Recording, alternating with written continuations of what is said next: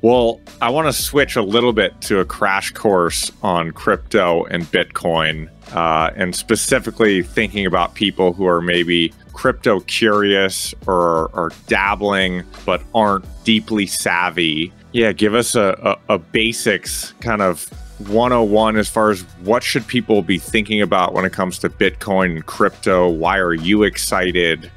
Give a little rundown for us. So I think the first thing to think about when it comes to crypto is think of this as just money to start. And the first thing I think about is, if you live in the US, think of the dollar. Like, what is that, right? Like, the dollar used to be backed by gold. We went away from that. So now we have a dollar that's backed by the US government, essentially. But like, what does that mean? So money all of a sudden becomes something that's easy to produce, right? Where you can just click a printing press to print more paper that has money that merchants, stores, consumers value, and there's nothing really behind it.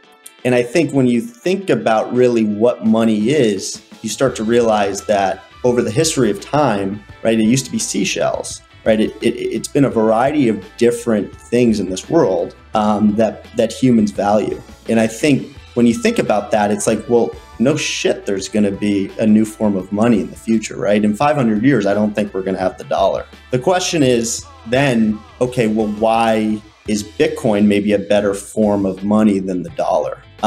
So I think that is the first question you want to ask, which is just like, yeah, I've probably grown up in a world where the dollar has been extremely strong and I haven't questioned it. The dollar's money, that's what it is. But if you start to question it, I think that's when you start to see, okay, maybe there is something to this Bitcoin thing, right? There's a fixed amount of supply. No one can change that, right? There's only ever going to be 21 million Bitcoins. Is that a good thing that someone, aka there's no Federal Reserve who can, just walk into work one day and say, hey, I want to make 1 trillion more units of dollars exist in the world? Like, is that a good thing that a human doesn't have that power? And I think you start to realize that money is really all about trust. And over time, I think you lose trust when humans control it, right? I think a perfect example is with the COVID outbreak, the Federal Reserve printed a lot of money to try to, save the economy and keep people, healthy and surviving when they couldn't go to work, where they would give out stimulus checks, which short term, of course, I think that's, a good thing for our country and society to have given them this money. And as a human making that decision, I think humanity would tell you, of course, we should do that. When there are decisions like that aren't so black and white, where as we've gotten vaccines, et cetera, and we've continued to print more and more money, well, now it's like, well, is this the right decision? And in the future, there will be many more decisions where we're going to question whether or not the Fed is making the right decision. And when you look at Bitcoin's monetary policy and supply schedule, everything is backed by math. So you're not trusting any humans, you're just trusting that math is going to work. And that, if you think about it over decades of time, a lot of trust is going to build in that. And already you've seen the market value of Bitcoin reach $1 trillion. I think I don't think that this is objectively the fastest network effect and most powerful network effect in technology we've ever seen. Many people still think it's a bubble, it's a scam, whatever it might be. We've literally reached $1 trillion in value in a decade. So just imagine in another decade, 2 decades, et cetera. And again, money is entirely trust for the most part. So obviously, there's been a good deal of trust that's been built in Bitcoin that's just getting started. So I think that's the first thing to really think about, is just go compare Bitcoin to the dollar and ask yourself what makes more sense. Then crypto has I kind of separate it as money versus kind of the internet, where people call it Web3, where it's basically decentralizing the whole internet. And this is where I think it gets a bit more complicated, even though it might make a little more sense, where it's like, well, imagine instead of Facebook owning, Mark Zuckerberg's owned, a large percentage of Facebook, Facebook makes money through ads, and users of Facebook, right, who actually use the platform are really not making any money. It's Facebook, the company, that makes the money. So now what a lot of crypto is doing is trying to align the incentives so the users make the money because there isn't a company. And the way they do that is by creating these tokens and creating all these incentive structures to align that. So now you're seeing, decentralized Facebook, you're seeing decentralized Dropbox, where I think there's a really cool project where you can basically rent out computer storage capacity to the world and get paid, right? Where you might have, be only using half of your storage on your computer, you could go rent that out and get paid for it. So that's an interesting concept, right? Where Dropbox basically pays for servers for you to do this and gets paid, you pay them. Now you're basically your own Dropbox. And so you're seeing kind of this incentive structure start to align to empower the end user and monetize the end user, which I think is inevitable. And I'm not sure you necessarily need all these tokens to do that. I think you're already seeing that in the content world, where I know this is a crazy example, but like OnlyFans, right, is a prime example where they took they basically are allowing content creators and individuals to really monetize themselves. And I think it will spread into maybe more PG type stuff. And you're seeing that with like Patreon and stuff like that. So I think it was already happening. And crypto maybe takes it to another level if successful. Interesting.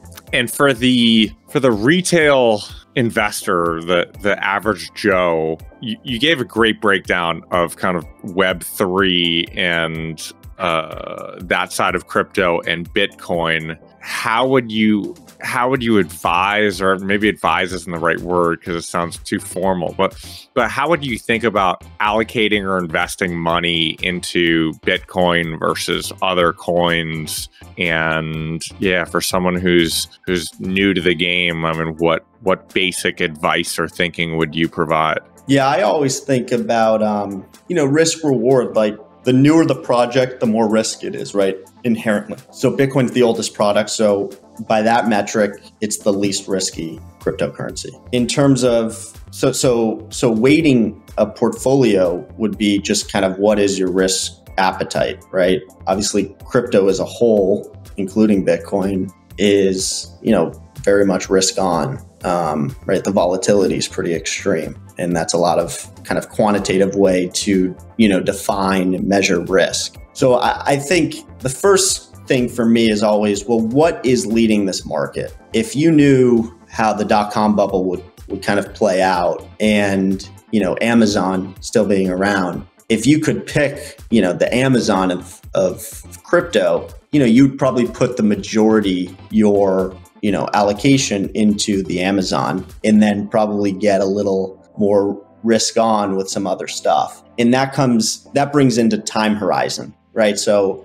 we always talk about this in crypto. You probably hear it all the time, buy and hold. So you probably buy and hold Amazon and then maybe have kind of more trades of other kind of stocks, right? So for little Dogecoin, little yeah. So the trade could be 3 years, it could be 3 days, it could be 3 hours, whatever you might do. So for me, I really see Bitcoin as the Amazon. And when you look at the quantitative metrics, everything is correlated to Bitcoin. You've probably noticed this, even if you've only been in crypto for a few months, right? Like when Bitcoin moves up, everything else moves up with it. When Bitcoin moves down, everything else moves down with it. It's just higher in terms of the movement relative to Bitcoin. So you have this market leader, which is Bitcoin, that's established. To me, that's the buy and hold. That's where I like to put the majority of my portfolio in. And then you can trade, some other coins,